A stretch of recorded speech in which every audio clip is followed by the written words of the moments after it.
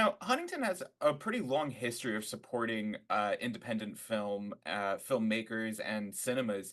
Can you talk a little bit about the history of this town, being in so much support of independent artists?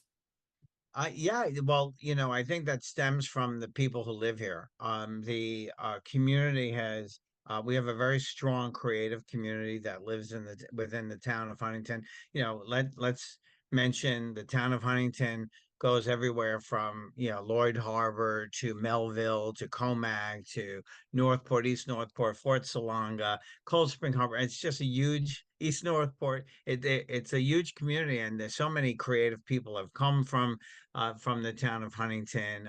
John Coltrane, and there were Patty LaPone, Edie Falco. Like, there's just so many people from the creative world who come from here. Plus, it's home to many television executives, I'm proud to say that the town of Huntington has quite a few green lighters living amongst us. So people who actually fund films and acquire television programming live in the town of Huntington. So it's just sort of part of our nature to be creatively bent and attract people who are making TV spots or film and even photo shoots, by the way. So um, even my own home was a site of a photo shoot. So it's kind of interesting how the community embraces the creativity around us. So now I wanted to shift gears a little bit. I wanted to talk about this Made in Huntington Film and TV Festival that you're doing here. So you're kicking this off this year. I had the pleasure of covering the announcement for the paper. That's where we actually first got introduced with each other.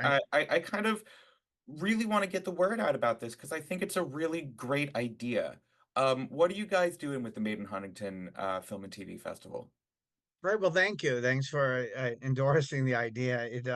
It was a crazy idea. It stemmed from the fact that we've been making efforts to attract more. My job in the Office of Film and Television is to invite Hollywood to Huntington, and whether that's for location shoots or to locate more permanent facilities, whether that's a TV production facility or even a warehouse or a place to build your sets. We have lots of spaces where we can accommodate the industry. But we weren't really getting the word out. And I realized, well, maybe a film and TV festival specifically might help us. So I spoke with the supervisor of the town of Huntington, and he endorsed it, and he gave me his blessing. So we launched the film festival, and our announcement was to do everything in November.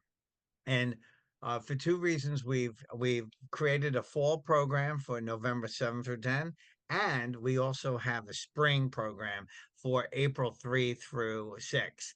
And so they're both Thursday through Sunday blocks. So the reason why we created a spring program is, one is to give Phil we moved the screenings and the awards ceremony and the closing reception to the spring, and that gives filmmakers an opportunity, a longer period of time to submit their products. So the deadline is January 20th, and you can go to Film Freeway / Made in Huntington. So for filmfreeway.com / Made in Huntington, and it'll take you to where you can enter. So that And was for any filmmakers looking for that link, that'll be available in the description. great. Thanks. And so so we moved the dates for that reason, to give them more time, but also to give them more promotional opportunity. I wasn't thinking when we planned the first dates originally in November that they were the same week as the election. And most of my friends in the press have advised me that more ink is going to be given to the election or post-election reaction than would be given to a film festival. And I just didn't feel like I was being fair to filmmakers who are entering. And all fair, my goal is to my job is to promote filmmakers, and so I wasn't doing my job if I kept it in November. So what we're doing is we're doing in November 7 through 10, we're doing a series of meet the filmmaker sessions and seminars. And so most of them are open to the public, some are free, and then And others are where going. will these seminars be, and where will these movies be being shown? Okay, so in April, all of the screenings and the award ceremony and the reception will be at the Cinema Arts Center in Huntington. So everything is in one location, and you will be able to acquire tickets to all of those things by going through the Cinema Arts Center when they become available, and that's not for several months to come. However, in the meantime, the November events are going to be held at a number of locations. And as of this speaking, well, I can tell you that on November 8th, we have one event at the Spotlight Room at the Paramount. And so that evening, we have a number of, we're featuring, Mark Bozak, who is a filmmaker. He actually started his career in television. He's a past president of HSN and QVC. I think he's credited with finding Joy Mangano, the queen on, of of hangers. I don't know, but she's anyway. That's where he started, and has a real interest in fashion industry and photography. So he's done a documentary on a major fashion photographer, and he's a resident of Huntington Bay. So he's a Huntington filmmaker, and he also now has a new book out from Rizzoli, and so we're going to have a special event with him, and he's bringing some special guests. I can't announce them yet because they're not confirmed. Um, but we're also going to have a couple of other meet the filmmaker interviews. Some are going to be at libraries, so those will be free and open to the public. And that calendar will be available of all those events as soon as we firm everything up. We'll be putting them up on our website, and the website is called madeinhuntington.com. And I'm sure you'll list that also. I will also have that in the description for everybody. Yeah, so we'll have our schedule ready very soon. We're just firming up that schedule. I know we're a little bit late, but we will. That's the a great way for us to tease everything. We Our November 8th event, we're giving our first right option for getting tickets to our members of our planning committee. We have a planning committee of over 50 community and business leaders who are very dedicated to make sure that this film and television festival is a success, not only for the town, but also for them. Because, let's be honest, bringing an industry of film and television production to the town of Huntington has a very direct benefit to our local economy. Have we Filmmakers, have we seen that direct benefit before? um, in historically, that benefit has been here, and I just don't think that people necessarily were paying attention to it. And now it's my job to help us pay attention to it. I've only been doing this for 2 years, so I can tell you that we had a couple of productions right before the strike last year that really helped bring a considerable amounts of revenue to local businesses and local homeowners and property owners as well as the town. We had the American Horror Story, which had us several homes were rented. Many businesses were leased out for the use of the production, as well as we closed down Wall Street in Huntington Village for about 24 hours.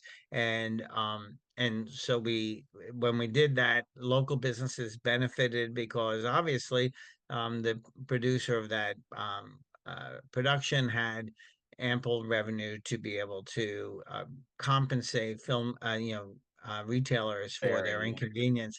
And in reality, they all had back entrances and their restaurants were filled, so people could watch a production being taking place out in front of the restaurant. So it was a win-win all the way around. So that was a success. We also had Life and Beth, which is an Amy Schumer Hmm. series, and that took place also in Huntington, and so revenue Was came in because Leave the restaurants. World Behind also included in that?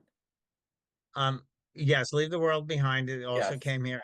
we have, there's quite a few productions that are coming to the town, and not all of them require the assistance of the town of Huntington. So my job is to try to get in touch with everybody as they come in.